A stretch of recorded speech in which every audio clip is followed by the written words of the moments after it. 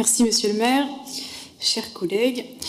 Donc, nous vivons depuis plusieurs semaines une crise politique et sociale majeure. Le mouvement des Gilets jaunes est en train de battre un record de longévité du mouvement social en France. Et la journée de grève interprofessionnelle d'hier, avec 300 000 manifestants dans toute la France, a montré les convergences possibles des secteurs mobilisés. Ainsi, à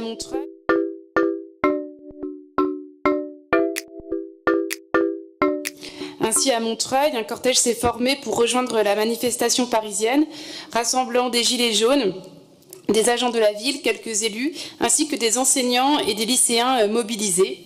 Et nous les remercions d'ailleurs de leur présence ce soir au conseil municipal pour alerter sur la situation des écoles, collèges et lycées du département.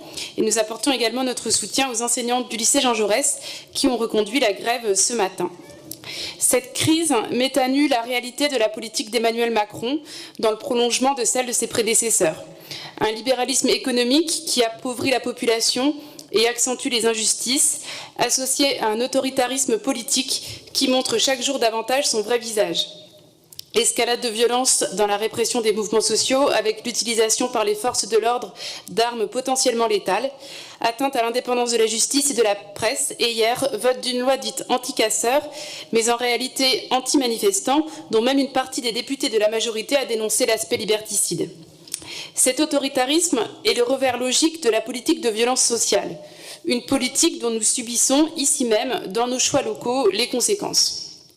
En effet, par la force des choses, notre débat d'orientation budgétaire municipale est déterminé par les choix politiques qui ont présidé à la construction du budget de l'État voté en décembre et marqué par la réduction des dépenses publiques. Un budget pour les riches dans la lignée des budgets précédents. Déjà en 2018, les détenteurs de capitaux et les ultra-riches ont bénéficié de 9 milliards de cadeaux fiscaux qui sont venus s'ajouter aux effets du CICE mis en place par François Hollande. Ces cadeaux aux plus fortunés, dont la suppression de l'ISF est emblématique, sont financés par l'augmentation des prélèvements sur les plus démunis avec la baisse des APL ou la hausse de la CSG. Le budget 2019 a confirmé cette politique. Et ce n'est pas pour rien que la question fiscale, c'est-à-dire en fait celle de l'injustice fiscale, est apparue en déclencheur du mouvement des Gilets jaunes. Et d'ailleurs, les premiers reculs du gouvernement sont payés finalement par nos impôts. Ce budget est également marqué par un nouveau recul des moyens alloués aux collectivités territoriales, puisqu'après 13 milliards de baisse de dotation sur les 10 dernières années, elles subissent, si l'on tient compte de l'inflation et de l'augmentation de la population, une nouvelle baisse en 2019 de 467 millions d'euros. Comme le souligne le rapport d'orientation, la ville doit donc construire son budget, d'une part sur l'incertitude de ses marges de manœuvre futures, et d'autre part sur un budget contraint par les baisses cumulées de dotation, et par la mise en place de la contractualisation qui obère la libre administration de la commune.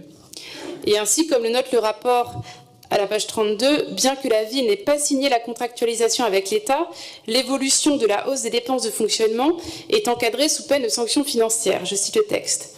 Si bien que le refus de contractualiser, que pour notre part nous avions défendu dès le débat budgétaire de 2018 et dont nous avons salué la décision prise en juin de refuser cette contractualisation, se traduit malgré tout par un alignement du budget de la ville sur les exigences fixées.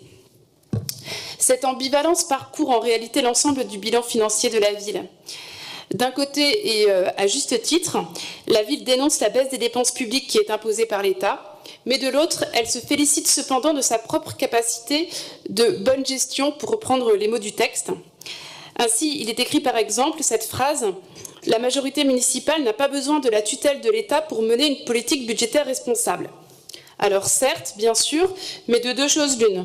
Soit la compression des recettes de la ville est l'occasion, je cite à nouveau le texte, d'ajustements structurels, soit le manque à gagner a conduit à des sacrifices, et nous devons en rendre compte. Et ces sacrifices ne relèvent pas seulement des investissements retardés, en termes de voirie notamment, évoqués dans le rapport. Deux éléments constituent ainsi, selon nous, des non-dits dans les choix d'économie en termes de fonctionnement. Premier élément qu'il importe de clarifier, parmi ces sacrifices consentis, le service public montreuillois a été réduit. Il l'a été par la privatisation de la propreté des bâtiments administratifs, par le recours à un prestataire privé pour l'entretien des grands axes, ainsi que l'entretien d'une partie des espaces verts, et par des délégations de services publics pour les 2 nouvelles crèches de la ville. Deuxième élément, les effets de la compression des dépenses de personnel, qui a été le principal poste de réduction des dépenses de fonctionnement. Concrètement, la non-compensation de la journée de carence, le non-remplacement des personnels absents ou la prolongation délibérée des vacances de poste entre un départ et un recrutement pèsent au quotidien sur les équipes de la ville. Cela crée des situations de sous-effectifs durables, en particulier dans les antennes de quartier ou à la propreté urbaine, qui rendent plus difficiles les conditions de travail et affaiblissent les services rendus. De ce point de vue, il nous semble donc opportun de souligner que l'épanouissement des fonctionnaires, la formule est évoquée dans la partie d'orientation sur les ressources humaines, comme un objectif, passe moins par le coaching qui est envisagé dans cette partie, que par la qualité des conditions de travail ainsi que par la bienveillance dans le dialogue social. Alors au total, oui, la ville a respecté les contraintes budgétaires fixées par l'État en évitant d'être sanctionnée. Oui, elle s'est désendettée, ce qui permet de gagner des marges de manœuvre pour investir, mais cela a été obtenu au prix d'un coût social dans son fonctionnement et d'une réduction du service public. Ce choix de privilégier l'investissement sur le fonctionnement est visible de la même manière dans les orientations budgétaires telles qu'elles sont présentées dans le rapport écrit. Les politiques sociales, culturelles et écologiques ne sont présentées que sous la forme de grandes généralités, et seul le plan d'investissement met en avant une programmation précise et détaillée. Même des priorités qui sont suivies, par exemple comme celle sur la santé qu'a évoquée Madame Mazet tout à l'heure, donc qui, contrairement à ce qu'elle disait tout à l'heure, font l'objet d'une priorité suivie, et notamment d'une vraie politique d'installation des médecins dans l'ensemble des quartiers, et puis bien sûr de défense des centres municipaux de santé, apparaît finalement assez peu dans le rapport écrit d'orientation budgétaire et assez peu mis en avant. Donc nous, pour le groupe des élus de la France Insoumise, approuvons les priorités qui se dégagent du rapport et qui sont celles de la majorité municipale depuis le début du mandat: l'éducation, un défi pour la ville compte tenu de sa démographie, l'environnement, l'entretien de l'espace public. Mais nous regrettons tout d'abord la faible place accordée à la transition écologique dans les orientations proposées, qui mériterait de se traduire par des objectifs précis et mesurables dans le rapport d'orientation budgétaire, et même s'il y a un rapport sur le développement durable qui traitera du bilan dans un point suivant. Et enfin, alors que les données sociales témoignent d'un appauvrissement d'une partie de la population montreuilloise, la politique sociale est peu développée.